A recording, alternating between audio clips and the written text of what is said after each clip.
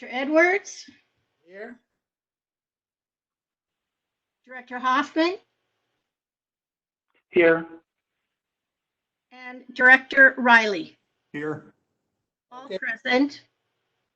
Thank you. And this is the Water Demand Committee of the Monterey Peninsula Water Management District, Thursday, May 7th, 2020 at 3 o'clock meeting. First thing on the agenda is comments from the public. The public may comment on any item within the district jurisdiction. Please limit your comments to 3 minutes. Or public comment is open.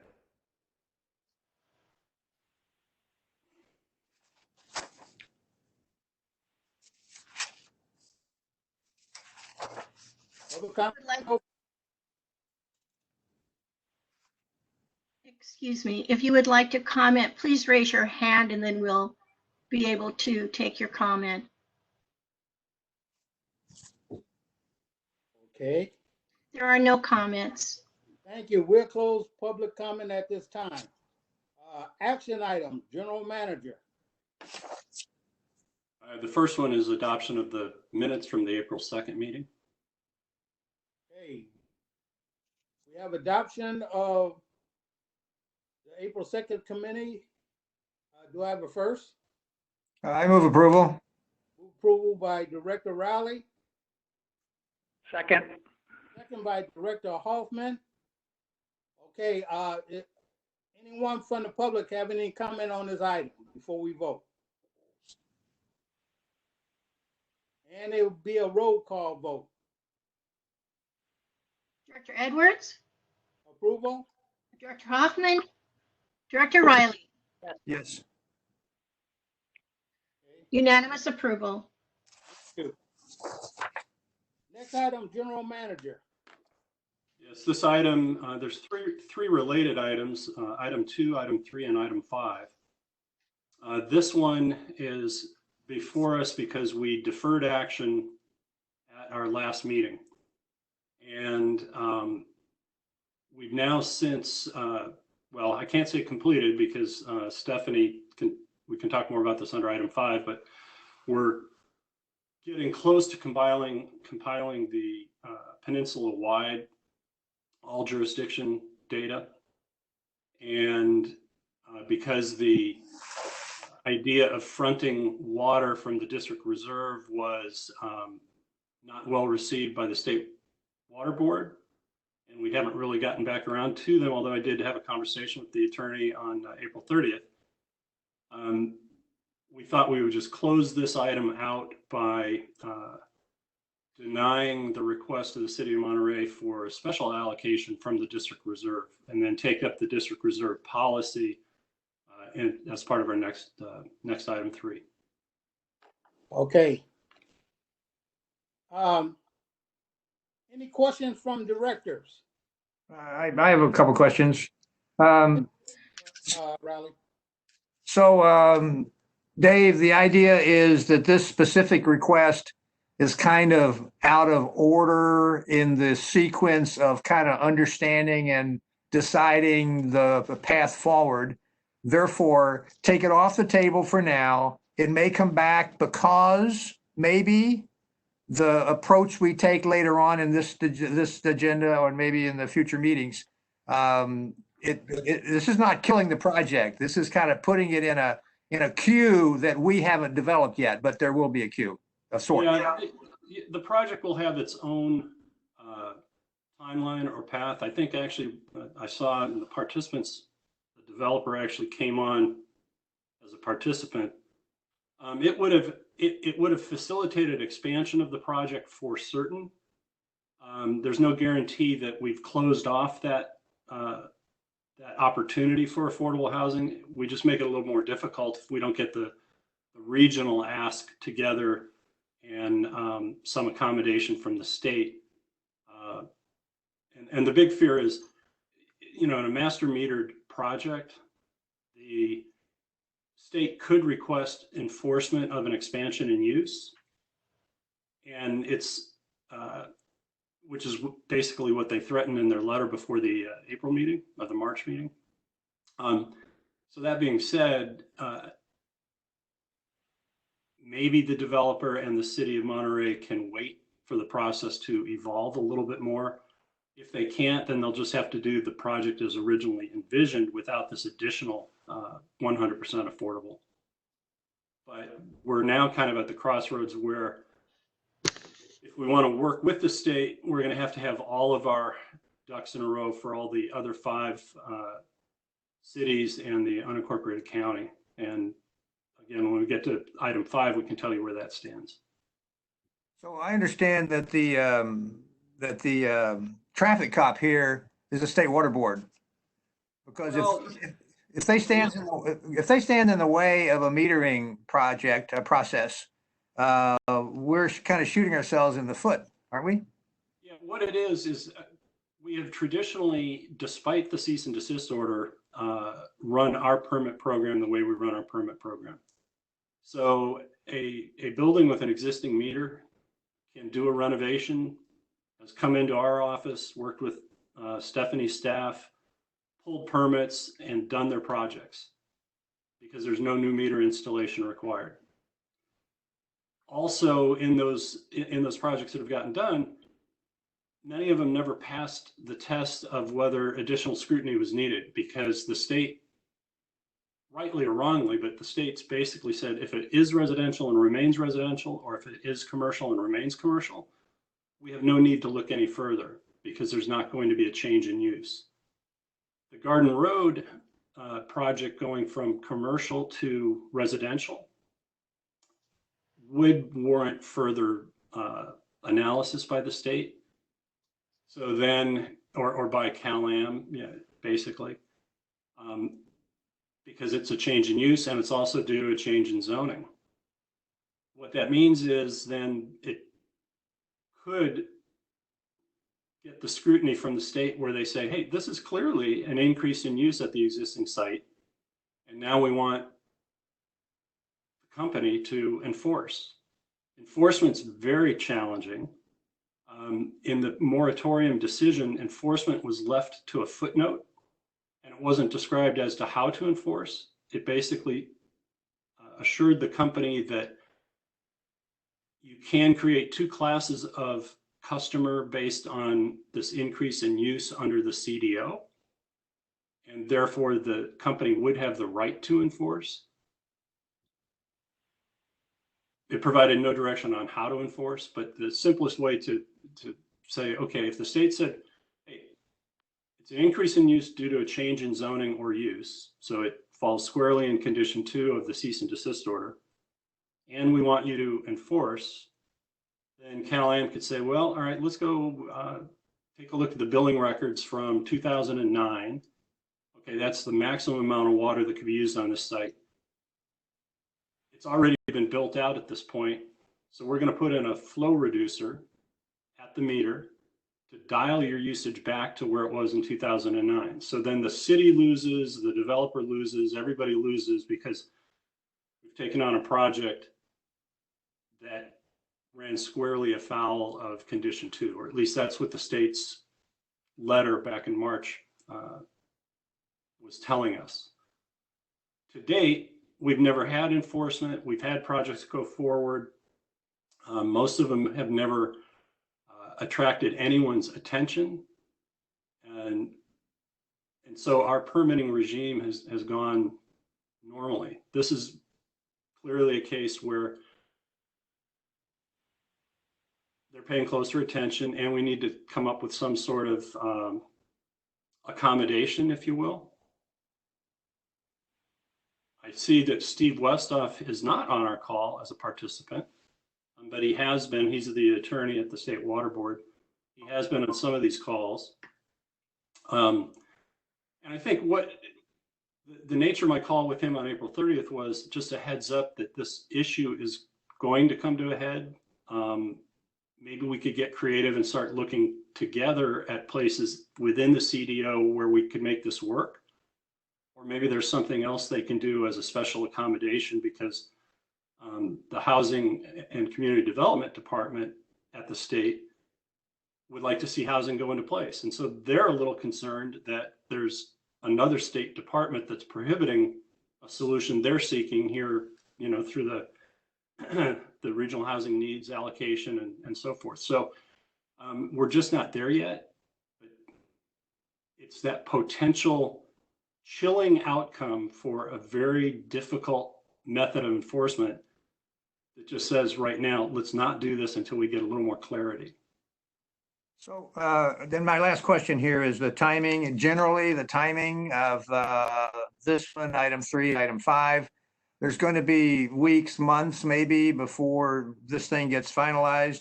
Does this project kind of just have to suffer along because we have this dispute with the State Water Board? Yes. That's what I was afraid you were going to say. Okay, I think I get it. They are the big hammer here. Director Hoffman, do you have any questions? Director Edwards, I have no questions, but I do have comments after the question period is over. Okay, thank you. So, Dave, this is Edwards here. It could be a possibility of how much of a delay in this. In the project itself? Yes. Yeah, I would probably defer to Andy Flower from the city or the developer, who are both here as participants, so they could use the comment period to address that. Okay. I'll comment after they comment and when we make a motion and stuff. So, Arlene, could you open it up to the public, or no, open it up to the applicants, please? All right. I have opened this up to Mr. Slama and also to Andy Flower. Do you have any comments? Also, I have 2 callers. Okay. Yeah, Brad Slama here. Can you hear me? Yes. I would love to comment, especially on the timing issue of what happens if we can't get somewhere relatively quickly. On the project on 2000 Garden Road, we are at a critical junction right now where we have to decide which direction we're going. Either it's a certain 36 2-bedroom units or 72 smaller units. That would all fit inside of the same envelope. And so once we make that decision, there's no going back. It's not a project that has multiple phases or could be added to at a later date. It's either one or the other.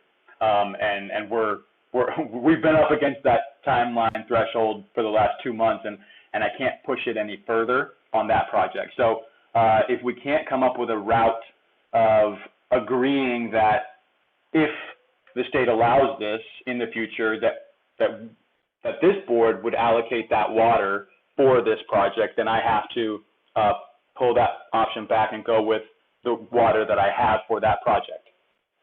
So 36 units right away off the table if we can't come up with a way of making this work in the short term, i.e. coming up with an agreement that says, hey, City of Monterey, we will give you this water for this project subject to the state approving X, Y, or Z down the line, and or the developer meeting certain timelines.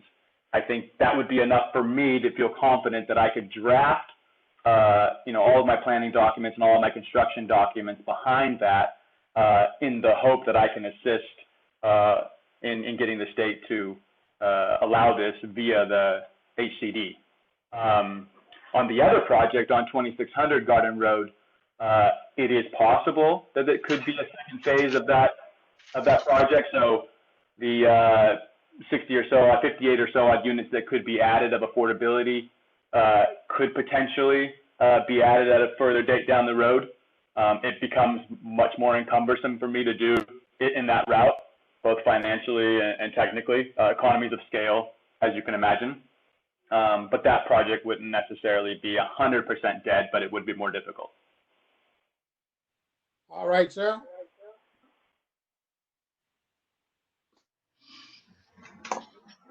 I have these two persons, caller 3 and caller 4. Did you have any comments?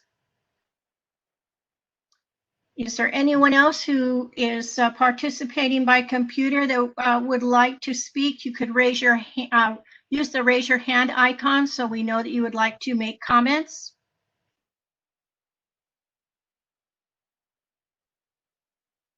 Mr. Andy, Edwards, you're- I see no comments.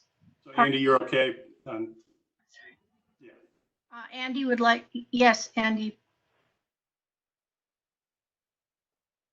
Yes, I'm happy to discuss the letter, the email that got sent out. I imagine that maybe was part of the first part of this discussion. It was sent to all members of the Water Demand Committee, and we're looking to collect opinions and ideas and comments with a deadline of May 15th. And we will be presenting that along with a request by the State Water Resources Control Board at their May 19th public hearing. So we are trying to push this question, this request for a negotiated settlement regarding condition number 2, and we hope to have success with that. Okay, thank you. To the board, I know you have comments, but can I get a motion? And then on the second, we can have our comments. This is Director Hoffman. I'll make a motion on item number 2, which is going with the staff recommendation. Okay, I'm going to second your motion.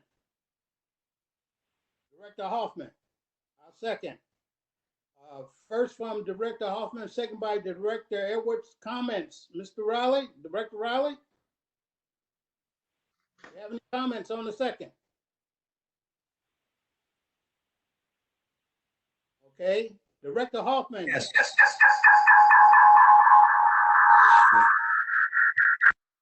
Yes, yeah. So where I come down on this issue, and this pertains to item 5, I think, as well, is that the inconvenient truth of our area is that water is oversubscribed in the current situation. Cal-Am's extracting thousands of acre feet beyond their water right. Seaside Basin is overdrafted. We have saltwater intrusion. So this concept that there is a district reserve of water, I think, is a misnomer.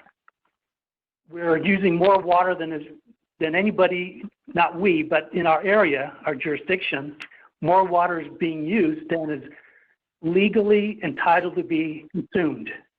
So again, I just think that the reality is, the inconvenient truth is, there isn't any extra water. We're using more than we're supposed to be using in the first place as it is. Thank you. Okay, my comments on the second here is, I'm opposed to land use decisions from the water board. The water district is not in the land use. And when you start talking about affordable housing and stuff, it's sort of like bring us in the land use. If I had the 9 acre feet just to give out, I'd probably spread it across the board, but I don't. And that's probably going to be a decision by the board itself. So I'm going to say no to vote on the motion to approve the motion. But I am sorry that we cannot help you right now. And another thing, I do not like to delay you from making decisions that you could have made about 2 months ago when this came up. So I'm sorry at this time. When we get some water, and we don't have to define what it is for me, I'll be okay with it.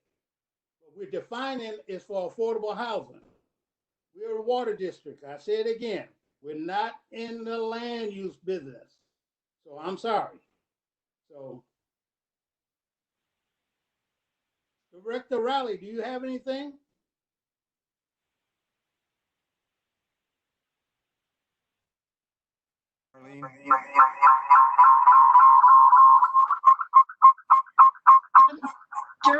Riley, you are using two devices. I think that's the issue here. Yes, I see he got his telephone. All right, all right, I left the video. Okay, George, No, we still see you on we video. can hear you. Oh, okay, well, Hear you. then I'll just use the phone. I'm with mixed thoughts on this. I hear myself twice. Jesus. I'm gonna sign off altogether of the video and just stay on the phone. Okay, that should be better. Because I'm of two minds on this point. I would like to support the state priority for affordable housing. I would like to support a developer who can put that information forward. I understand the dilemma that we have with the state board. I'm going to support the motion only because I think we might be in a stronger position later and hopefully sooner. Okay, Just point of order, George, this is working. We can see you. Your video is still up. The key thing is to not have audio on if you're using your computer and your phone. You choose to turn your microphone off on the computer or turn the mute the computer, then that usually works. So we are still seeing you. I will work on eliminating one of these. Okay. okay, don't do it until after the roll call vote. Arlene, let's have the roll call vote. all right. Director Riley, Yes on the motion. Director Hoffman, Yes. Director Edwards. Yes, Unanimous approval. thank you. You're welcome. Third item, general manager. This is a related item, and I'll preface it by saying Director Hoffman's absolutely right in that there is no extra water, so to speak. What we do have is, with the cease and desist order, we have what's called an effective diversion limit, which is higher than the legal water right that Cal-Am has in the long term. So they've got a legal water right for 3,376 acre feet from the Carmel River. On an interim basis, they have a right to 8,310 acre feet. And that right was only provided through the extension of the cease and desist order. So what we're really, and you know, I'm just going to call it the game that we're playing is there is room between the effective diversion limit and where we are today. In water accounting ways, when we did the Pacific Grove Local Water Project Ordinance, we held back, well, we permanently retired 15% of their water use for the benefit of the river. We held back 9 acre feet to go into a district reserve. And we recognized that we have actually, as a community, saved 3,000 acre feet since October of 2009. So the conditions on the ground for which the cease and desist order were put into place are different today than they were at that time. But that doesn't mean there's extra water. It means that there's paper water that we can allocate if we choose to. And that's the 9 acre feet sitting in the district reserve allocation. Now, when the district reserve allocation first existed, it was water that was not allocated to the jurisdictions back in the early 90s. And over time, actually quite a bit long time ago, the remaining amount that was in the district reserve was in fact allocated equally among all the jurisdictions, and the district reserve was in effect closed and the name was stricken from our ordinances. When the PG project came along, we decided to try to put water from any of these entitlements back into service to have available for things. I'll give you an example. If Colonel Ford's letter about extending water credits, we can't really extend water credits for one entity and not for everybody. But what we've told him is, hey, if base realignment and closure comes along, or if you have a building that you finally are ready to go with, then we can look to the district reserve, because the way the board reestablished it was based on, as you could read from the staff note, Water Supply Planning Committee considered this. They said, don't define its uses, leave it at the board discretion, and we'll have it available for if things come along. So when City of Monterey came along and said, hey, we could do an awful lot of good here if we could get an allocation from your reserve, that was the type of discretion that the board had intended to have when it was reestablished. Same type of thing with Colonel Ford. If he actually had a project that would maybe forestall base realignment and closure type issues, the district would have the discretion to look in there. But that doesn't mean that Director Hoffman's not correct, that this is all a water accounting game to survive until we get a permanent water supply. And so the reason that condition 2 became a problem was really, it was never a problem for small scale renovations, because the district agreed to the moratorium. The district's not issuing permits for new meters and new connections, but we've continued to issue permits for renovations, remodels, and so forth, as long as you could demonstrate the source of the water. And the source of the water was either a water credit, water entitlement, on-site credit, those kinds of things. So we have been actively issuing permits that one might think would increase use of water. But, we've also had a philosophy that if you are an owner of a property, or if you're a tenant and longstanding and your business goes through cycles, there could be a time where you've had a lot of water use at an existing site. You've gone into decline. Now you can restore that. The property rights of an owner are such that if you wanted to restore your water usage, we've always allowed that. So we know that there's fluctuations in water use in the system all the time. What the reserve allocation was doing for us, it'll have no value once we have a permanent water supply. It only has value in this current situation where water is scarce, or in Director Hoffman's sense, there is no real extra water. But it does for us under our permitting regime allow some incremental water to be released out to the system, just like the jurisdictions that still have water in their jurisdiction allocation. When a city that has a jurisdictional allocation still remaining, that was water that was provided to them in 1990 and 1993 that they still have. The county's one of those, Seaside's one of those. So we are still making allocations for projects despite our long-term water supply shortage. And this was an opportunity for the district to hold back and use its discretion. So it's an A or B option. One is to retain that discretion, or there's been a suggestion made to just allocate it like was done back in the 90s and just drain the reserve and make it available either equally to the cities or some other methodology.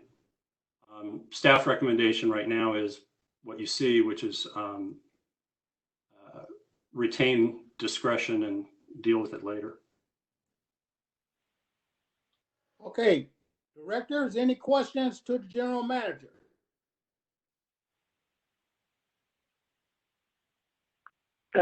Dave, this is Gary.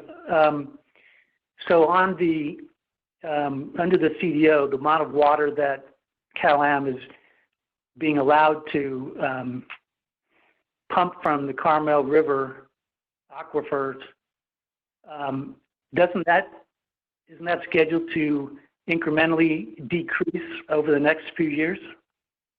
Not scheduled to, but it could for milestone violations. And so it was 8,310 acre feet is scheduled all the way through the end of 2021, when the new permanent water supply was supposed to come online. I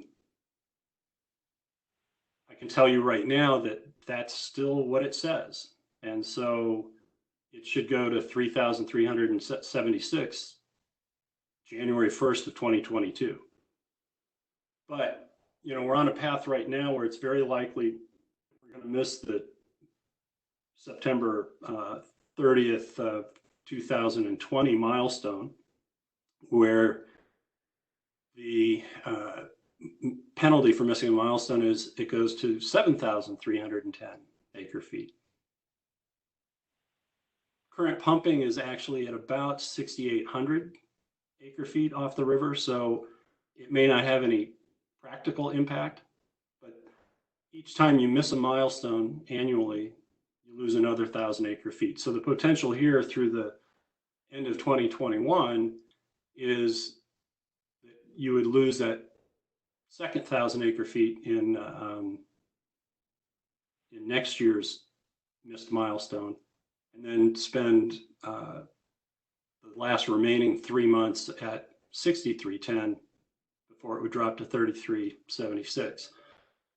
So, and I think there's a high degree of likelihood. The executive director of the state board does have the authority to waive the milestone penalty if it is not at the fault of the company, the district, or the mayor's authority.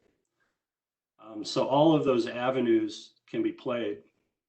In another nuance that the Water Supply Planning Committee heard on Monday is if a milestone has been missed and the effective diversion limit has been decreased, the company still has the ability to use carryover credit from savings it incurred in prior years. And right now, that's almost 3,000 acre feet of carryover credit, but you can only use 750 acre feet in a year. So the point there was, they said, okay, you're going to be rewarded for good behavior, and you can build up a bank of carryover credit. But if we take away 1,000 acre feet, we're going to limit you to 750 acre feet of use of your carryover credit, so that there's still some penalty. In this case, you know, it'd be a 250 acre foot differential. And if we didn't have any good behavior, and we had been pumping and not building up carryover credit, then you'd feel the full impact of 1,000 acre foot reduction. But I guess that was a very long answer to say it doesn't automatically go down every year, but conditions are upon us now where it's very likely to go down, or potentially. Another question, Dave, and this carryover credit phenomenon, I find it interesting in that Cal-Am is getting credit for not pumping water. I mean, it's out of the Carmel River aquifer. It's not like it's a reservoir that if you don't pump, the elevation stays high. The water is transient. So I guess I'm at a loss to understand the concept of in a river environment, getting credit for not using water that was going to go out into the ocean anyway. Yeah, it's a great question. The county resource management agency had trouble fathoming it too, because they've got a general plan article that says we want development that contributes to long-term sustainability of our resources in Monterey County. And they came to us and said, well, what are you going to do about the river? And we actually came up with a scheme where if you're moving from raw land to development, water is set aside. But one of the learnings that took place during that whole discussion is, generally speaking, and I see that John Lear's on as well, but generally speaking, that reservoir, you know, the aquifer itself fills up almost every year. It's only been stressed in extended periods of drought. And so the reservoir gets to, you know, 90%, 95, 90, you know, we were at 104% of usable capacity at one point. So the reservoir refills, but the theory of the CDO was, hey, it's about legal water rights, and you, the company, only have a legal water right at the time, about 30% of what you've been taking from the river. And so the idea was that they should be penalized, and the penalty is go get an alternate water supply and only take what you're entitled to by legal right. What the CDO did is it said, well, we know your legal right is 3376, but we're going to give you some time to get there. So we're giving you an interim legal right of this effective diversion limit. So then it becomes, okay, you base my limit, my effective diversion limit, based on a 5-year average as of really 2015. Now I've been a good actor because we've either used alternate supplies or successful water conservation to use much less than that. So yeah, they're getting a benefit for using more than their legal right, but less than their interim legal right. Okay, Director Rowley, do you have any comments? Questions? No, am I on just all by myself? My voice only one time now? Yep, you're doing good. I don't see a recommendation to make, except to hold this for future action. So I'm not sure what is the staff recommendation. Is to maintain the status quo, but does that take a motion? It seemed like we could treat this as a report with no action. That's just my question. No, sir. We're going to take action on this because if I had my way, that 9 acre feet will be spread out among these jurisdictions. Everybody get an acre and a quarter or whatever. So they do whatever they want with it. So I'm not going to say what they could do with it because I get into land use. So we need to make a recommendation. If y'all want to stay in the district reserve, make that recommendation for the full board to look at. Thank you. I'll have more to say later. Thank you. Arlene, this is Director Hoffman. There is a third alternative, which is not continuing with this idea that we actually have a district reserve. You want to send that to the full board? I'm saying right now we're considering 2 options, status quo or your concept, Director Edwards, and I'm saying that in my mind there's a third alternative, and that is to acknowledge that there really isn't 9 acre feet available for distribution to anybody. Okay, you want to add that to this? I think for the purposes, I think it would make this a problematic motion to do that. I think that the way it's structured currently, if I want to bring that up at the full board, then I think that probably would be the appropriate time to bring it up. Okay. Mr. Chairman? Yes, I hear you. I'm glad you're there. Go ahead. I just want to point out that 9 acre feet originally arose from the water entitlement that was recognized by the state board to the city of Pacific Grove for its local water project. And the district, by condition, withheld the allocation of the 9 acre feet to be placed in the district reserve. So if the decision of the board were to discontinue the district reserve, I think that would then open the question as to what should happen to that 9 acre feet. I don't know that the 9 acre feet would just disappear. Since it was withheld as a condition against the city of Pacific Grove, then the question would be, should that 9 acre feet be restored to the city? Because the 9 acre feet was recognized by the State Water Resources Control Board as an increment of water that was available for use under condition 2. Okay, thank you, Mr. Laredo. So how does the committee want to handle this? Just send it to the board for a recommendation, or we want to make a recommendation? This is Director Hoffman. I'm comfortable making a motion that we go with the staff recommendation to the board. Director Rowley, do you want to second that?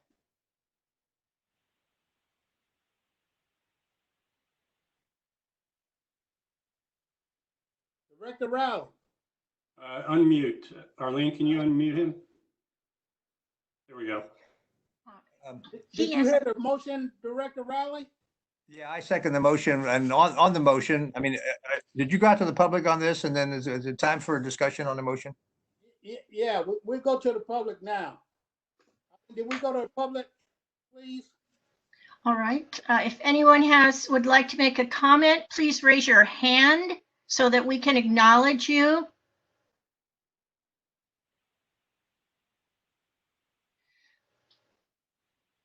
I see no raised hands except Andy Flower. Your hand has been raised for a while. Did you want to comment on this item?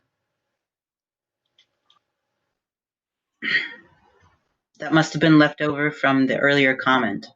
Okay, thank you. I just wanted to clarify. Thank you. Are there any other persons? I'm going to unmute the persons who called in. Is there anyone who called in who would like to comment? Please just state your name. I see no comments, Chair Edwards. Thank you, Arlene. Okay, back to the board. Director Rowley, you wanted to make a comment? Yes, I want to support the motion because I think it maintains our flexibility. And I still want to hear item 5 discussed about what we're hearing from the cities. And I think it's a little bit out of order in my frame of kind of sequence. So I would like to continue existing policy, continue with the reserve account the way it is, and then have some future discussion with the State Water Board and the cities and the allocation issue kind of together. Okay, thank you. Director Hoffman, do you have any comments? Just that with the additional information that council provided, I'm going to go and look into this in more detail between now and our actual board meeting. So, yeah, I'm comfortable with the motion as currently stated and the staff recommendation. Okay, thank you. Mr. Laredo. Yes, sir. Okay, you mentioned Pacific Grove. Now, if I mention that would like and the board would like to give that water out to each jurisdiction, can we do that?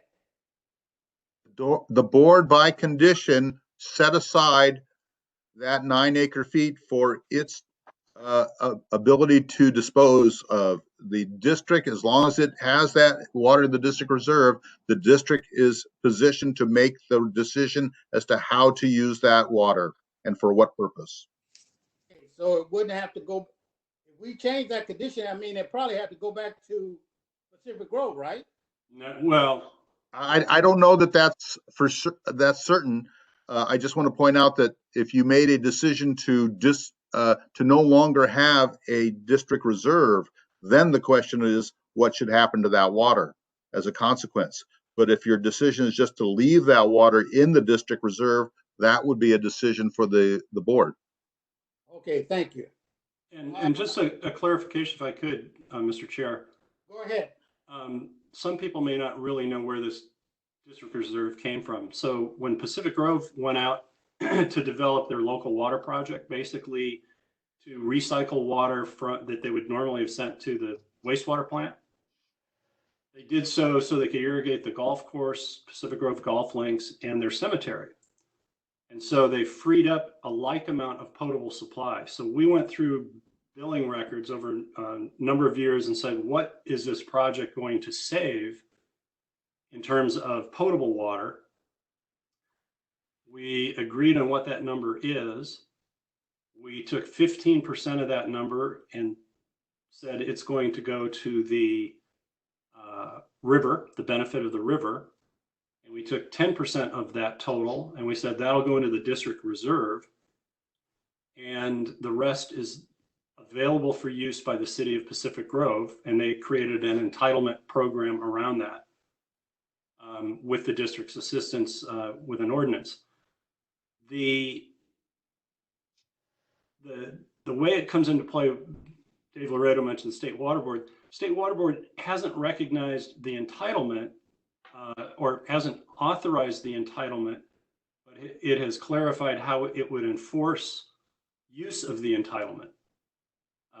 And that's a subtle difference, but it means that the city of Pacific Grove can go ahead and do what it wants, but it can't get new meters set because that's still under the moratorium in the CDO. And the use of that water is still going to be subject to condition 2 of the CDO, which means if it enables a project to increase use at its site due to a change in use or a change in zoning, then they could choose to enforce. And that's what their letter, their recognition of the entitlement was all about. But to Dave Loreto's point, if we just, as the district said, we're kicking that 9 acre feet out, it derived from savings related to their project.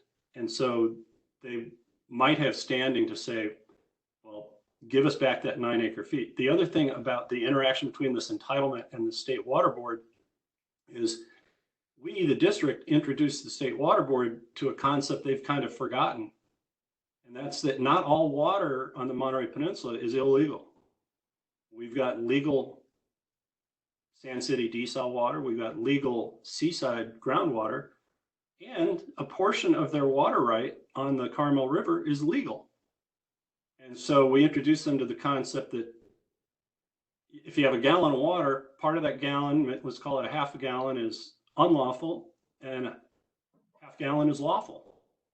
And so part of the Pacific Grove entitlement that the city retained can't be touched until the cease and desist order is lifted, because it does represent their share of unlawful water under a reading of the first cease and desist order. But another component of it represents legal water, which is what they are allocating to their citizens and businesses right now as the quote unquote lawful piece of their entitlement. So there's multiple layers of complexity here, but I think the takeaway is when we have talked to the state about the use of that water, they've said we don't recognize the entitlement as lawful water to be used for development, but we'll only enforce it like we enforce everything else, which is based on condition 2. Okay, Dave, if we give that 9 acre feet out, can we get meters for it, or we can't get meters for it? Cannot get meters for it. That might change my mind a little bit. Yeah. No need of, So this is Dr. Hoffman. So Dave Stolt, so that goes back to my original comment about the fact that the whole area is oversubscribed, and that's kind of where the state board is coming from. Is that correct? Yeah, the hard part is the state board themselves have gotten, it's binary, you know, you're either pregnant or you're not a little bit pregnant. And so the guidance that they've provided us, and let me give you an example. They've said, hey, if it's commercial and it remains commercial, we don't view that as a change in use. Whereas the district's rules say, if you're an office supply shop and you want to become a hot tub bar and grill where all the food is served to you while you're in your hot tub, and they drain them every night and they wash the dishes, clearly there's an increase in use. And in our case, it would be going from group 1 to group 3. And we want to know where that water is coming from. But the state board has created this framework where, oh no, it was commercial, it's going to commercial, therefore we don't need to look any further. So we've said that seems kind of inconsistent with your mission related to the CDO, doesn't it? And I said, well, you know, we have to have something we can hold on to for interpreting condition 2. And we've said, fine. they've come around to say, well, we don't recognize the entitlements that you've created for DBO or for Pacific Grove as available water for offsetting an increase in use. But they do recognize the entitlement that was created for Malpaso and the entitlement that was created for Pacific Grove, I'm sorry, for Pebble Beach and for Sand City. So there's 3 entitlements that they recognize as lawful water that can be given to projects. And then there's 3 entitlements that they don't recognize. So kind of half and half. And then the third area of still simmering disagreement is they don't agree with us on what constitutes a site. And so we've gone, and we'll use the city of Monterey as a good example. When they did the Tyler Street? No, what's the housing? Van Buren, a housing project.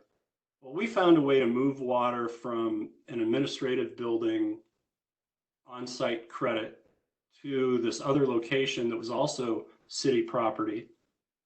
And then we came back and we changed our rules permanently to define a site as anywhere in the city. So any jurisdiction, if you have a credit somewhere on a city-owned site, you can move it to some other city-owned site. And we've done the same for school districts and for accredited higher educational entities.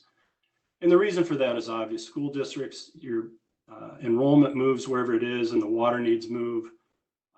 Universities, you may convert a old commercial lot to a residential structure.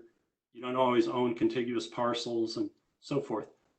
Well, they disagree with our definition of site, and they want theirs to be a parcel or a contiguous parcel under same ownership, which doesn't work for people. So we've got these underlying areas of disagreement. But the one I wanted to highlight and answer your question was, they do recognize some entitlements as if that was created water that's different than the river, and therefore go ahead and use it. And they're not consistent all the time. So, you know, this is one of those cases where this water derived from a project very similar to projects that they've recognized, but they refuse to recognize it. Okay, one comment from me, once again, I was going to vote against putting it back in the reserve, but since we can't get meters for the city, I'm going to vote with the committee. So we're going to call roll call vote. Arlene, please. Question on the motion. Yes, yes. It says, I think Gary made the motion to go along with the staff recommendation. The staff recommendation is to maintain the status quo. I just want to clarify that that's what we're voting on. Yeah. Thank you. All right. Director Riley, Yes. Director Hoffman, Yes. Director Edwards. Yes. Unanimous approval. Thank you. Okay, here's a question then for process.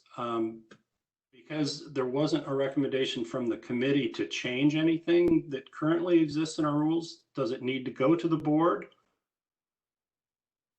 I prefer it to go to the board. Okay.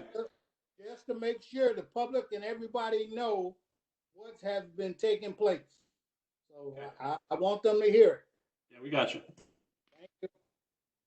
Right. Fourth item, General Manager. Yeah, this one is, it's been on before.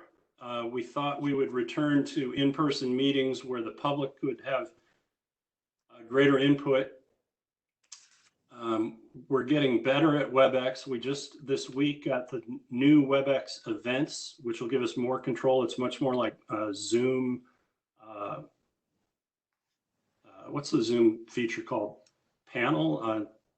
Webinar. So it'll give us greater control, give Arlene greater control. But in the process of getting better at these teleconferences, we've also gotten better attendance. And I think we've now agreed that you can get 50 to 70 to 100 people that if they're interested in something, they're going to join you. So rather than wait for another in-person meeting, we've put this to the committee again. Interestingly, we were able to add to it a report from Marina Coast Water District's outside consultant. And the reason that was included here was just to allow you to see an independent approach to all the same issues. It took a slightly different approach in methodology and validated pretty much all of our conclusions. So I know that some people have, said, well, this is just your view of the world. And, if you adopt your view of the world, all you're doing is adopting one person's view of the world. And so that other report was included just so you could see that almost everything we did was validated by somebody else with somebody else's money that we did not collaborate with. Okay, thank you. Any questions from board members? Committee members? No questions about the report, no. Okay, Director Hoffman, any questions? No questions, Chair. Okay. Dave, I know I asked for definitions. Can we get into here? Adopt, approve, and accept the definitions of them. Can we do that?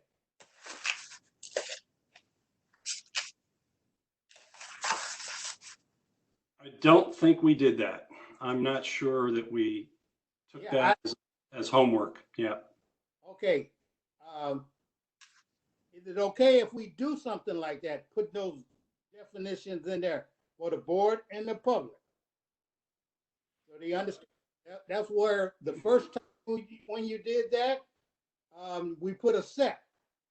And then some say approve, some say we should adopt it. Now, I just like the definitions of them put in the board packet so the public can see that. Yep. That's one of the main questions. Arm's length report, those reports that you put out there. My next question for you is, did you have anything to do with that? How did they get the material? So the Marina Coast report relied heavily on state quarterly and annual reporting compliance filings from the company, from Cal-Am.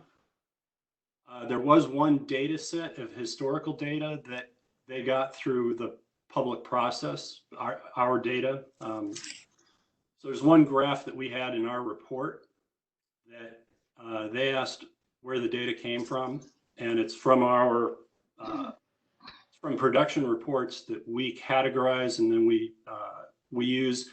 So if you remember the general manager report, we give you a deliveries for customer service as a proxy for demand. It's that data that we put out there every month on an annualized basis, so that they did have access to that. But that was, I guess, the only collaboration there was, is they had a data set from data we have. But I didn't even know who this expert, what's his name, Peter Meyer. I hadn't even heard of him. I didn't know they were doing the report until 2 days before it came out publicly. Okay, thank you. Arlene, can we take it out to the public, please? Yes. Any members of the public who want to comment on this item, if you're on your computer, if using WebEx, please raise your hand so that we can identify you.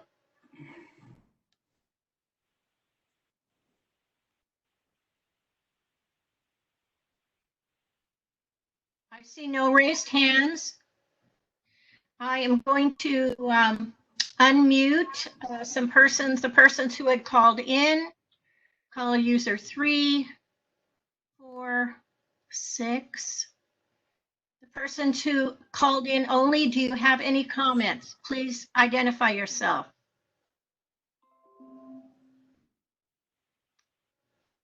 I see no comments, Chair. Thank you, Arlene. Do I have a motion by the committee on this item? I'll move approval of the staff recommendation to adopt the report. I'll second it. Okay. Anything on the second from any committee members? Okay. I have one comment, please, Chair. It seems to me that this report and the various reactions to the report going on months now, I think the district needs to own the report. It's one thing to have an informed general manager. It's one thing to have a thoughtful approach and an analytical approach to the demand issues. And it's appropriate for the general manager to present that kind of information. But as a district, I think that we have been in default for months now to let the general manager swing in the wind and defend his own report, when in fact, that report was made for our benefit and to our group as a district board, and that we should own it. And we should stop fiddling around about who's responsible for what data and who's responsible for the report. I think it's up and it's time for the district to stand up and take ownership of what our general manager has produced. And every which way that other people have suggested there's weaknesses or there's gaps or there's lack of information or there's more data needed, they've not come forward with any information, new information. What we are getting is Dave Stolt on his own has initiated several other aspects of the analysis to include in the report. So that's more information from some source. Who? Not the critics, but the person who developed the report and is interested in the outcome of this report. Secondly, this Peter Meyer guy, who if he came out of left field, it doesn't matter to me where he came from. He's got very strong credentials on what he's been doing over his career. And he essentially is confirming the same conclusion that our general manager has concluded. The last point I want to make is that Cal-Am, as critical as they are and have been over the past few months about this report, Cal-Am as an entity in the current general rate case has adopted the demand numbers that are essentially similar to what our general manager has concluded in his report. To me, you can't get more confirmation than the exact agency we're talking about, Cal-Am, essentially agreeing with the report. So that's why I'm saying this is an easy one to adopt and an easy one to own, and that's why I'm supporting adopting. Thank you, Director Powers.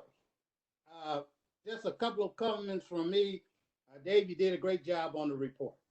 You went from 16 pages to about 50 once you add those definitions in there for me. A 50-page report. It's not a snapshot anymore. So we need to adopt this. Director Hoffman, you have any comments before we vote? No comments. Okay. Arlene, roll call vote, please. Director Hoffman, No. Director Riley, Yes. and Director Edwards. Yes. Approved 2-1. Thank you. Dave, what's the next item? Okay, item 5, I'm going to turn it over to Stephanie after a little preamble. I just want to address that we started a process. Stephanie can tell you what the process is and what the dates were and what responses to date and what we've asked for. I think she's going back out to every jurisdiction to try to poke them a little bit. We had some discussion under item 2 and item 3 about land use planning. And early on in this process, we said, okay, there's an effort on housing. We will ask for jurisdictional water use needs for housing. We will see if we can't create a special allocation based on those needs, but always knowing full well that when we give an allocation to a city based on some of their work, they have every right and every option to turn around and not use it for housing if they choose to. So we've never said that this is an allocation specifically for housing. We've tried to use the role of public shaming to make sure it gets used for housing, because it's like you said you needed this for housing in the next 2.5 to 3.5 years. We've taken all 7 jurisdictions together. We've come up with what the total is. We think you've all overreached, and here's the number that we're willing to work with, and we'll proportionately give it back to you, or however it gets allocated. And here's your new allocation based on your intent for housing. But they could certainly turn around and say, well, we've just changed our downtown specific plan. We need some housing for restaurants or this, or some water for restaurants or this or that. So eyes wide open. We know we've started a process based on housing, but we, the district, are not limiting it to housing. Thank you. So, Chair Edwards, just so you know, my packet that was delivered to me does not have an item 5 in it. So I don't know how extensive the actual agenda item is supposed to be, but I don't have one. Yeah, it's just discussion. It's just a verbal update. I don't have it in there. there is no staff report. Okay. So just to continue with Dave's conversation on this, really what happened last fall was we were getting approached by the jurisdictions as well as by a number of nonprofits, for example, United Way of Monterey County, and asked us to look at ways that we might be able to help facilitate housing. And beyond that, the jurisdictions with arena numbers have been pushing for the district to come up with a way and saying that water was really the holdback on their being able to provide housing. And so we started looking at what would be the possibility of finding conservation savings perhaps that could be repurposed for to meet some of these needs in the jurisdictions. And when our technical advisory committee got together on February 13th this year, we discussed coming up with basically shovel-ready projects that could take place in the next 3 to 4 years before the moratorium is lifted. And as Dave mentioned, any water that does become available through this kind of process would be subject to the moratorium on new connections. So following that February 13th meeting, I sent an email to all of our TAC members, including some information that was in the TAC packet on how to calculate what the water needs are, and gave our TAC members until May 1st to give us this estimate of what they really thought were immediate shovel-ready needs for 3 to 4 years. And during that time, the city of Monterey responded and actually did a fairly extensive, comprehensive review of what their water needs are. And I also received a response from the city of Pacific Grove. But I have not heard from any of the other jurisdictions. I sent them a reminder in mid-April that we needed those numbers. And I also sent an email this afternoon to the jurisdictions who hadn't responded, letting them know that we need them to get us our numbers immediately or as soon as possible, because we really would like to bring their responses to the Water Demand Committee for your June meeting. And so that's kind of where we are in this process. Okay, thank you. Questions, board member, committee members? Question, Chair? Yes, go ahead. The TAC itself, are all the cities participating in that or just some of the cities? All cities participate. Okay, thank you. Director Hoffman, do you have any questions? No, I don't, Chair. Thank you. Okay, here's a couple of questions or comments from me. You know, we sit up here and wait on these cities to give us numbers and they don't do it. We steady holding out for these numbers. Now, what I would like for you to do, and I've been saying this for months and months, to give me a timetable to go to the state and ask for the water. We're going to go in there and do 25 acre feet, we need to go do the 25 acre feet. I'm tired of messing around, asking cities, give me your numbers. Yep. They don't want to give us their numbers. That's what I'm learning. They don't want to do it. They don't want to take that commitment. Now, Mr. Laredo, can we do that? Or do we have a problem? You don't need to wait on the cities. You can make your own estimates and go forward. Thank you, sir. And that's actually the way it's going to play out. The plan was to get numbers, compile them, see if they're reasonable. By the State Water Board showing the interest it showed, it kind of changed our plan a little bit. We thought it would just be a board action to free up water for allocation based on conservation savings. And it may still come to that. But two things have happened. One is through the City of Monterey's good works, they've made the housing and community development folks at the state very concerned that there's barriers from another state agency.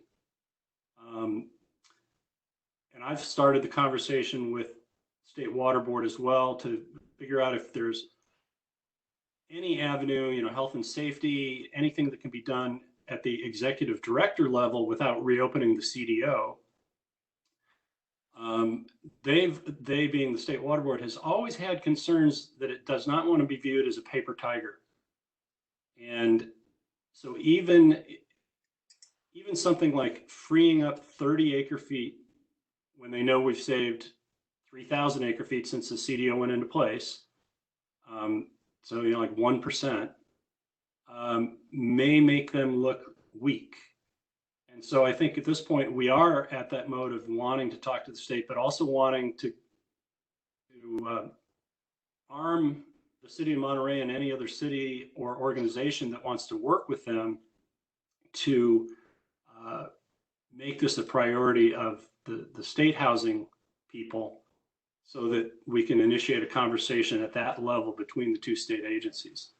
And so all of this is going to take, a few months time-wise. But the first step was, hey, it's May 1st, give us your numbers. If you didn't give us your numbers, we'll give you a couple more weeks. And if you don't, you go hungry. And that's exactly what my email said today. Okay. But the bottom line is, Director Edwards want a plan next month on how we're going to do it. I want to see a plan coming to this committee first, and then we're going to take it to board how we're going to do this. I'm tired of waiting on them, and you can email them, and we got a mayor rep on our board. Time to get him to act and tell him, hey, we're going to move ahead without those numbers. You know how I feel about land use or saying what the water's for. I just want to get 25 acre feet or 30 acre feet so we can move on. Any other board questions? Any public comments?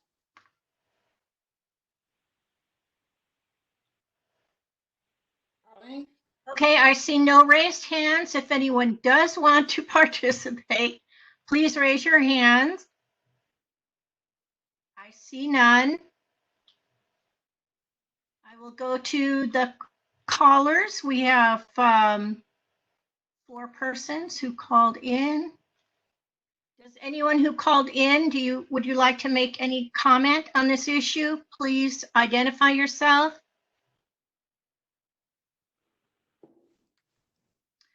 There's no comment, Chair Edwards. Thank you. So we're going to close this item. General Manager, what's number 6? This is also Stephanie. And this item actually is at the request of Director Hoffman. He asked for information about potential conservation measures for well pumpers in the Carmel Valley alluvial aquifer. And the staff report, I think, kind of covered basically the summary of what's going on. There are approximately 200 wells in the alluvial aquifer. About 30 of those are inactive and 15 are not compliant with the metering and reporting requirements. Last water year, They pumped approximately 1,333 acre feet with 236 metered wells and 74 that reported using the land use method. Point out that all well users are also subject to the water efficiency standards for both the water conservation and permitting, as well as water waste enforcement.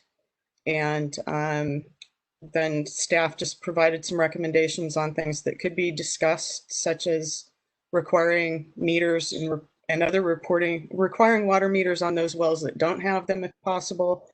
Or we could target the well users with outreach. And then I provided both a concept for residential and irrigation. And so this is just a discussion item, and I'm interested in your input. Okay, Director Hoffman, do you have any questions on this one? Yes, Chair. Yeah. And thank you, Stephanie, for and Dave for following up with this. I guess first off, two questions. In our district rules, do we outline quantitatively how individual property owners establish their water use under the land use methodology? And John, can you possibly help us with this?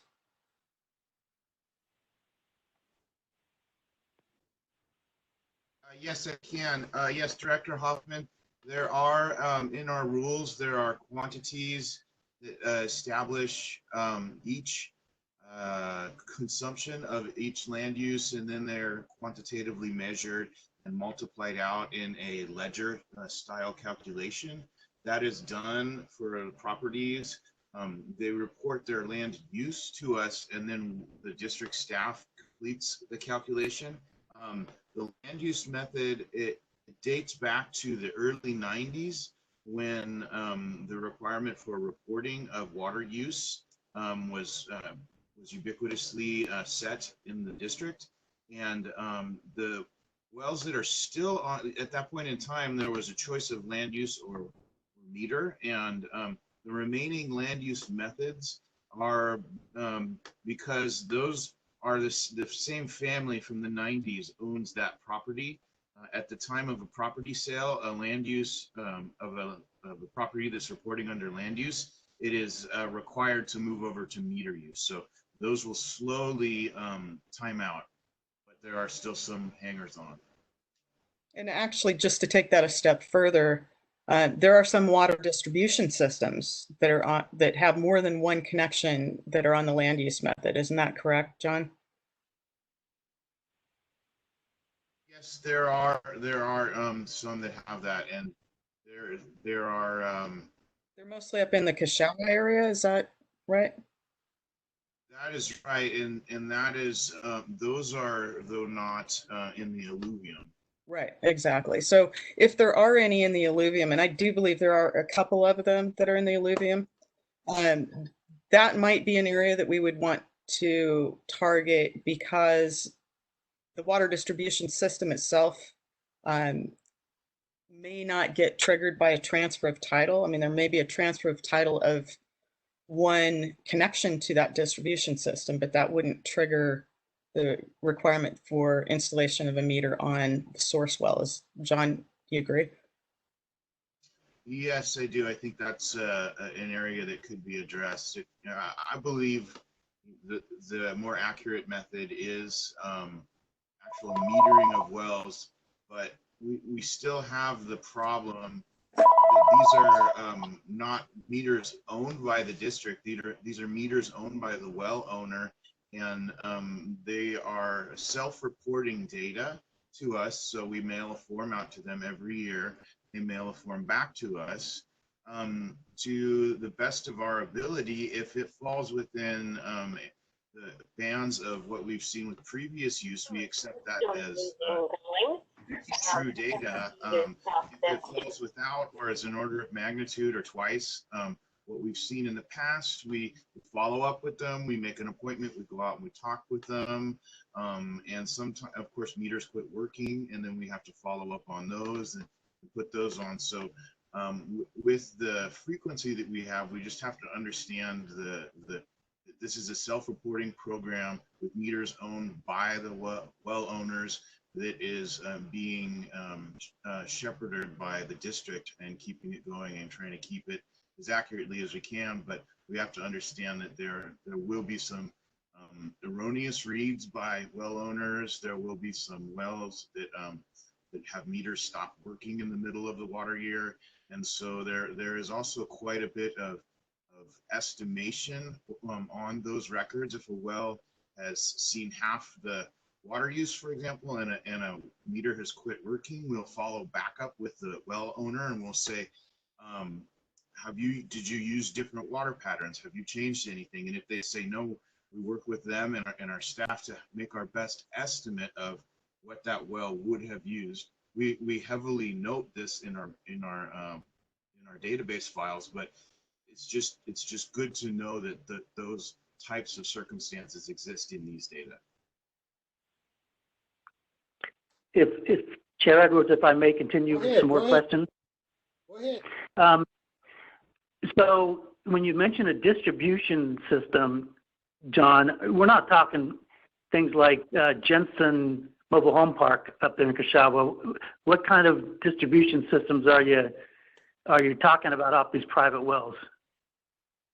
Well, a distribution system is a specific definition in our rules, and so it will be if a well is being used to serve more than one parcels that are not on the well, it triggers a different level of permitting process that you have to go through at our district. So the distribution system in our rules does not mean the same thing as a distribution system in the county health rules. Although we do also refer to individual wells as being a water distribution system. So it is a little confusing. The other question, another question I have is, Stephanie, on the numbers in the staff report, they're kind of not adding up to me. 200 wells, 30 inactive, and then 236 wells metered, 74 reporting. I don't know. I don't see the numbers adding up. Could you clarify, please?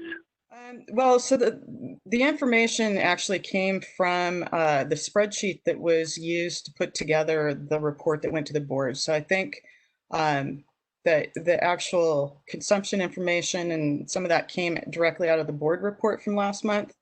And some of the information about the number of metered and land use and whatnot was from information that Tom Lindberg used to actually compile the report. So there may be a little bit off, which is also why I did use approximately a number of times in this staff report, because it could be just slightly off.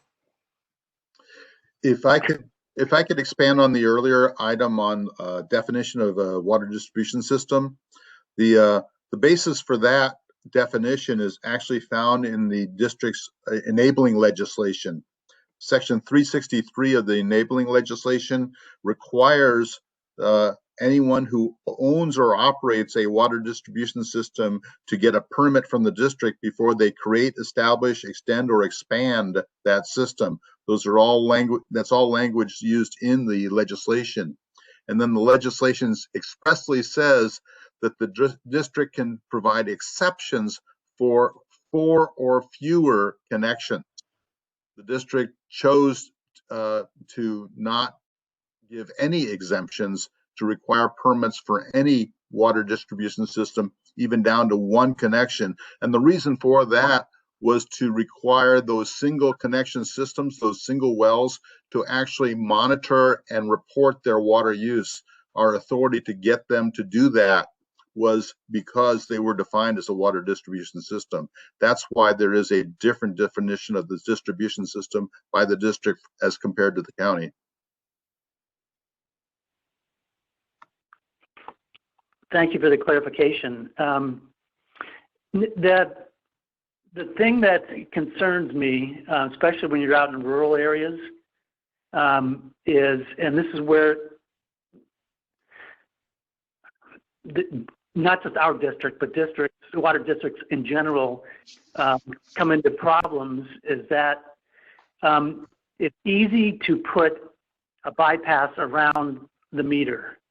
And so when the water utility installs a meter, the plumbing is done by and inspected. And so there's an assurance that there's no bypassing going on.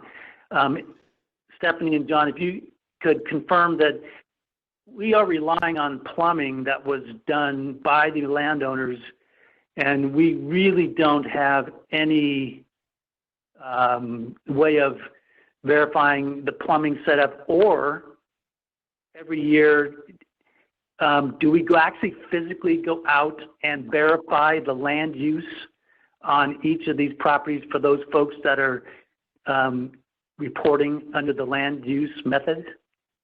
So I heard two questions in there, Director Hoffman. One is, if you have a well within our district, you must register yourself with us and join our reporting program and file paperwork with us. A component of that registration is a field inspection, and there is, and before that happens, every well owner is given a sheet of information that talks about meters that are accepted by the district because they're within tolerance ranges, and the runs that you must have, the straight run of pipe you must have per different meter per different pipe size. It is inspected. Now there is nothing stopping the well owner from replumbing that well and reporting meter reads to us. And as I said, if they fall within believable range, we do not go out and inspect those meters and those wells. If they fall outside of range, we do well owners, we make appointments with them. If a new owner buys the house and changes over, we have that as a chance to inspect the well, because the new owner must register their well, and it is re-inspected, we also asked for the factory calibration sheet from the meters. So that is the answer. Is there is an initial inspection, but there is nothing in our practice in place if you're falling within a believable amount that we would go out and inspect if the well has been replumbed. To your second question, we do not go out and verify land use every year. If I may, the circumstance where someone is circumventing a meter that's run by the utility, that's because they're trying to save on the amount that they are paying for the water. The verification of water use for these single-use systems, typically those people are trying to increase their water use. They want to show a history of more water than they're actually using. So it's actually a different result. And that would be because of the riparian water rights demonstrating on their property use, so that they're entitled to use whatever water that they are pumping. Well, even without riparian, just in general, I mean, they could be an appropriator. You know, they're away from the river, not a direct user. We've not made the complete link that because it's a river flowing underground in a known indefinite channel, that if you have a parcel that is not contiguous to the river, we don't typically treat you as a riparian unless it's been somehow protected through the deed and the subdivision through time. So it could be appropriators too, but what we do is, let's say a landowner who's been raising alfalfa decides he wants to build 4 houses on 5-acre lots. And actually consider September Ranch. They used to water Carmel Valley Road with frequency, as they were also irrigating their horse pasture. What they were trying to do is pass as much water through their meter as possible to have a very high number, so that when they came to develop the land, when we look at how much water you're going to get, and we know it's an over-appropriated river, we say, yeah, you're not going to get anything more than what you've traditionally had. And so they try to build a 10-year history of water use that will support their plans. And so, and that's what Dave Laredo was alluding to, that they're actually incentivized to push more water through the meter than less, because they're trying to build their historical use. I see. And I'm sorry to be dominating the conversation here, but I appreciate that this is on here. So I'm kind of really interested in water conservation for those non-CalAm pumpers. Dave, last year, as I recall, you mentioned that with the closure of Rancho Cañada Golf Course, which had a set-aside piece of property where water sensors were measuring water soil content, and we, as I recall, budgeted equipment for the purpose of finding a new location so that we could restore gathering that data. And I think I had talked to you about the concept, and maybe Stephanie too, of when we reestablish that location, to then find a mechanism to provide that irrigation, that water content irrigation information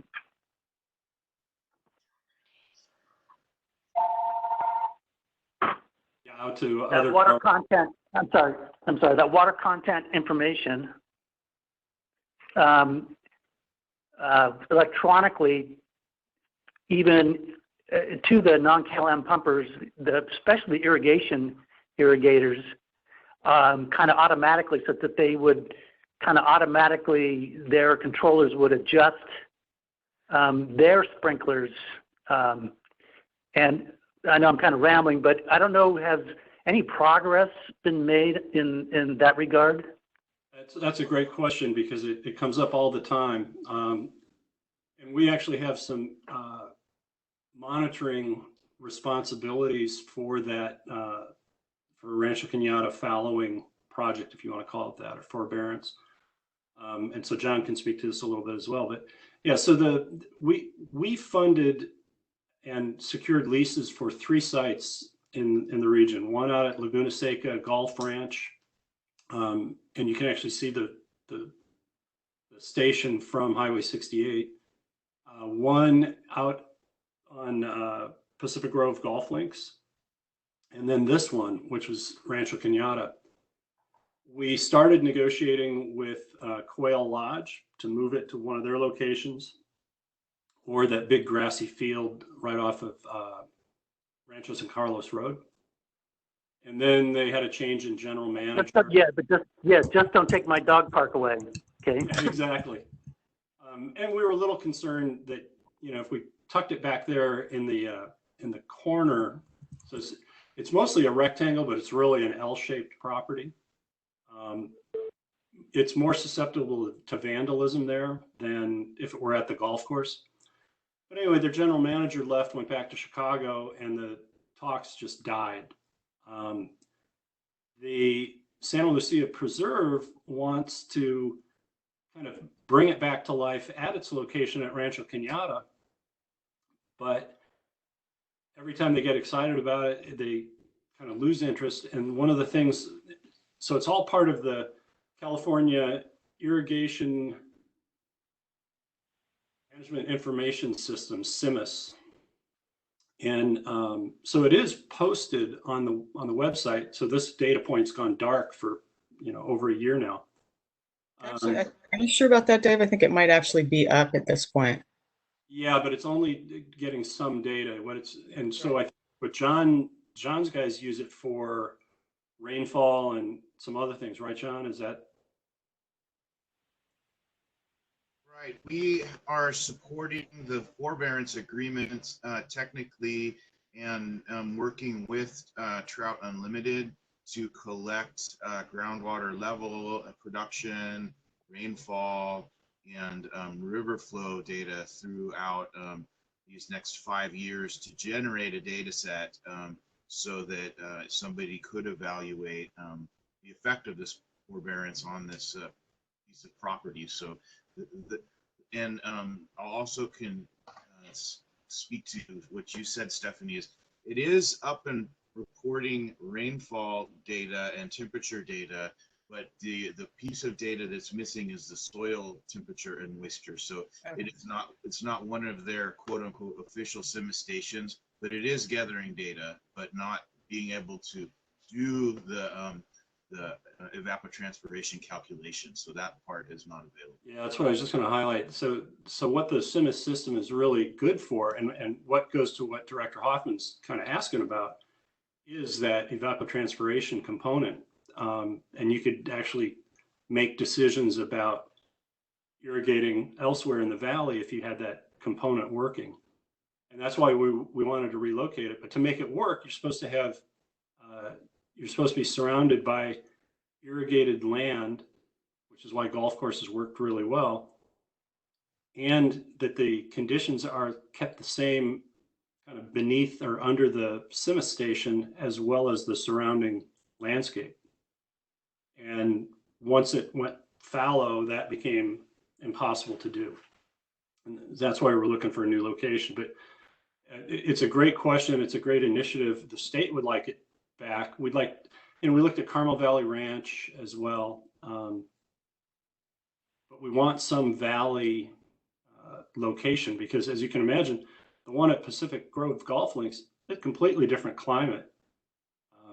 So these are, nice little data points to have. And so I think it should still be a priority of the district to try to find a solution for that. But it kind of fell off with the two situations with the preserve, the fact that we need monitoring at Rancho for the forbearance agreements and so forth. So we've had interest from a board member at Carmel Area Wastewater District who keeps bringing it up. I think also because he's on Carmel Valley Association. And I think the last answer, but this is probably 3 months ago, was, oh, not so fast. We can't just up and move it right now because we need that continuous data for Trout Unlimited monitoring. Director Rowley, do you have any comments on this one? I'm trying to remember the report last month. I thought the conservation or the water use patterns in this area were somewhat parallel, maybe not quite as well, as much conservation as existed in the other measures with CalAm and so on. But I thought that the measurement information from a month ago was that the conservation patterns were pretty consistent with the rest of the district. Am I wrong on that? Yeah, there's a couple things. There's more irrigation that takes place up in the valley due to the heat. Same thing in Pasadena, Hidden Hills, up the 68 corridor. And some of the satellites that, so like Toro and as you start moving into CalAm's properties that are in the Salinas Valley, they're completely different, and it's all driven by irrigation and temperature. However, what you may have also seen is the loss patterns there's much higher losses in Bishop and Ryan Ranch and so forth. These, because some of these are just single well systems, many of these are single well systems, you don't have much room for line losses. It's not a big run from the meter to the house or the meter to the four houses or what have you. So we can't really learn or kind of make standard assumptions about unaccounted for water or losses. But conservation wise, the folks who are not on the main system do not take as much advantage of our conservation programs, even though, Stephanie, they're available to them, right? Oh, yeah. Yeah. Well, and I don't know. Yeah, that that's the interesting thing, Dave, that I just want to follow up with Stephanie, is that Stephanie, do you have any information regarding participation of folks up Carmel Valley and, Mid-Valley, the retirement homes, even going farther up, the level of participation? Do we have any sense of that? Because I get the sense that, I'm there every day, and it just doesn't look like people are conserving water because, they're not paying for it like the rest of us. Yeah, and well, Steph, do you want to answer? I just got a couple of observations too that. Well, I'm not, first of all, we wouldn't know, when people take advantage of either, well, the rebate program, yes, we would know. And I would say there aren't that many people who are on wells that take advantage of the rebate program. As far as, they're subject to the requirements. If they transfer title, they have to retrofit toilets, shower heads, faucets. And actually, anybody we're talking about that's in the alluvium does qualify for the rebates for the smart controllers. And Director Hoffman, although some of them do rely on the satellite information or the information that's coming from our CIMA stations, there are smart controllers that basically come with their own small weather station using sensors for rain, wind, and soil moisture. And so you could do that as far as irrigation. They do require somebody who knows what they're doing to adjust them properly. And so I don't know that many people have gone that far. It is cheaper, obviously, if you're on a well, you're not paying Cal-Am's high prices. And so I think that's definitely a disincentive in terms of trying to get them to reduce their outdoor use. Dave? And I was just going to add that there's kind of three areas of concern that we have. One is, so you'll see like Albatross Ridge and other private vineyards going in. So we do track that, and we track whether it's consistent with permitting that we've done. But generally, if these are upland wells, and it's considered agriculture, it's really, we know they're using a lot more, but it's really not a concern of ours. And then you get down into the valley where it is a concern, and you've got certain properties that have expanded their use, and we haven't enforced on that. And there's some question, of course, trying to enforce, are you dealing with a riparian that's taking advantage of riparian rights? But you'll notice things like a nursery that suddenly used a former residential parcel that was just dry grass, and now it's covered with trees in boxes or trees in balls, and they are using water from the alluvium to water that. And so we are concerned about that.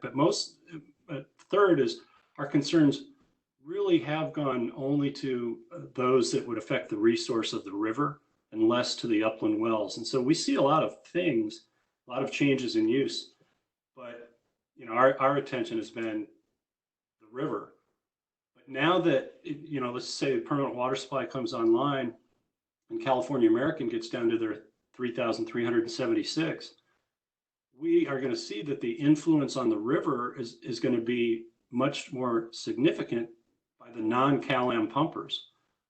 And that's something we're going to have to try to also factor into our mitigation program. As we try to reduce the mitigation program, we still have to make sure that we're mitigating against withdrawals from the river. So they are going to become disproportionately more important as to what it's doing to the river than Cal-Am.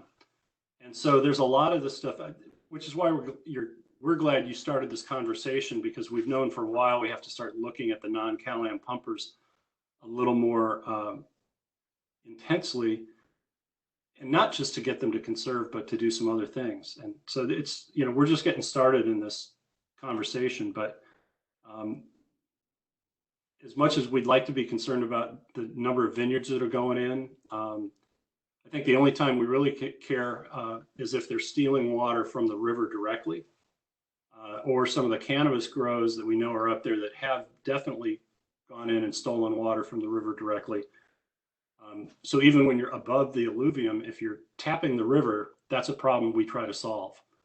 But,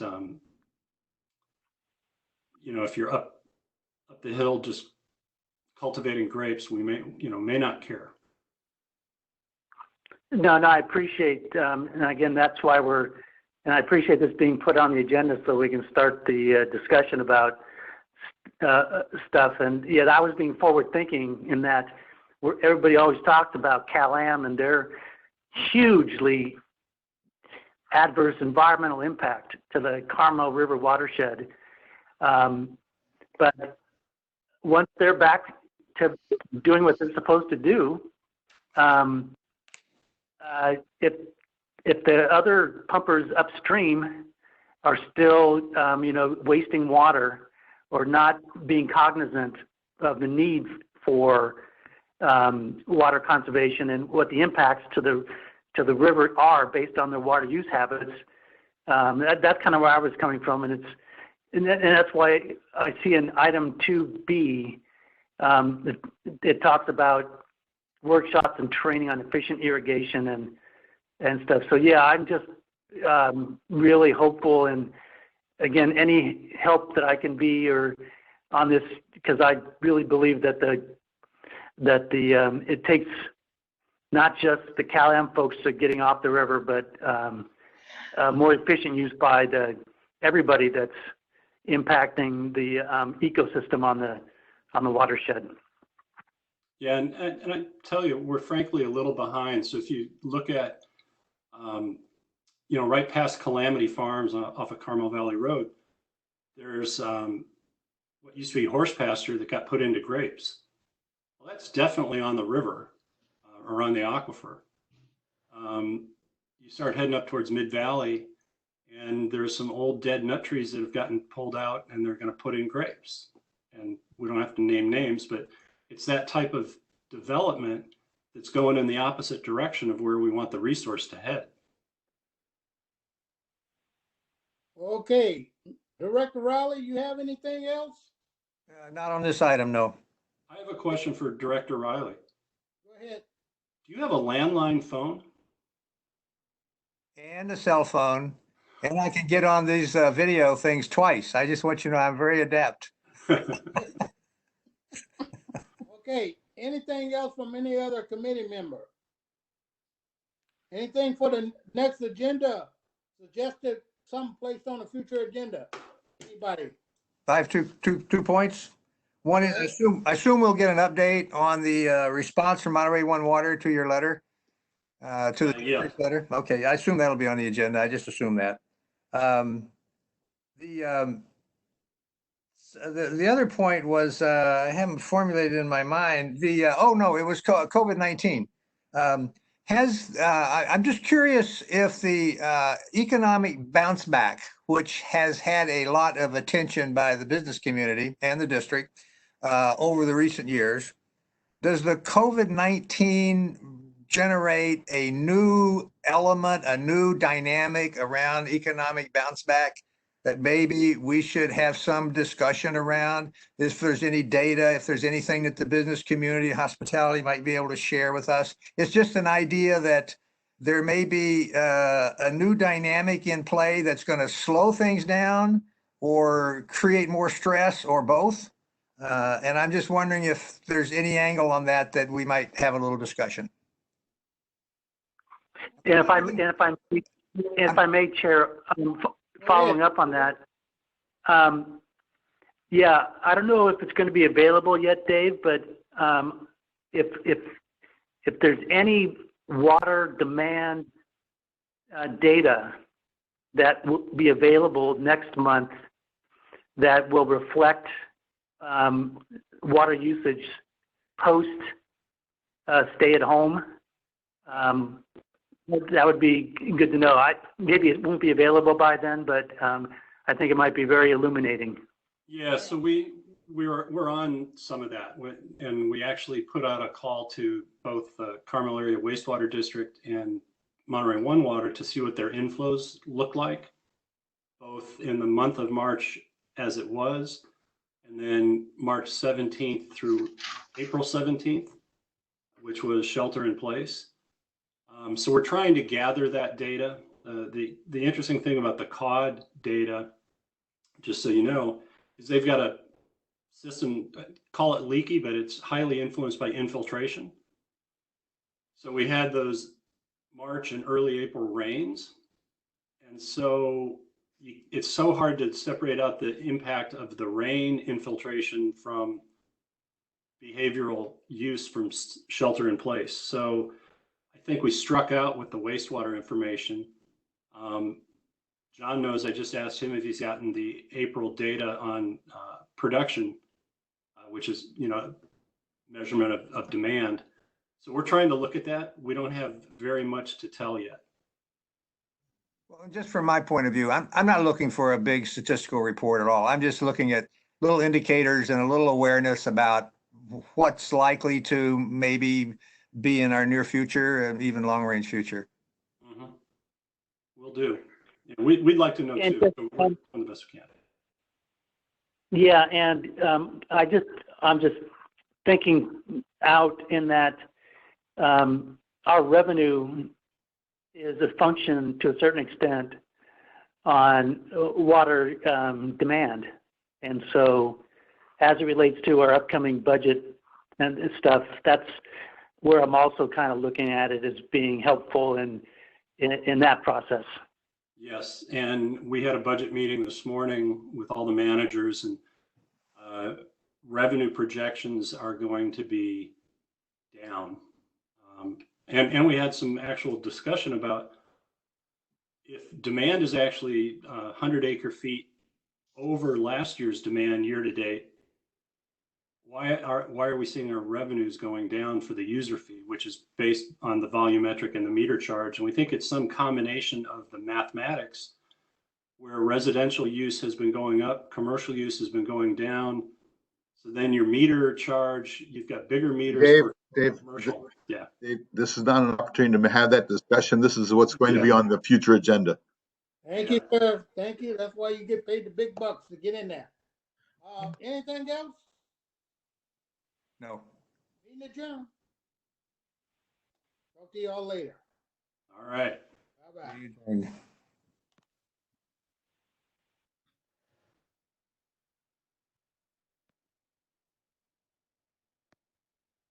Close the meeting.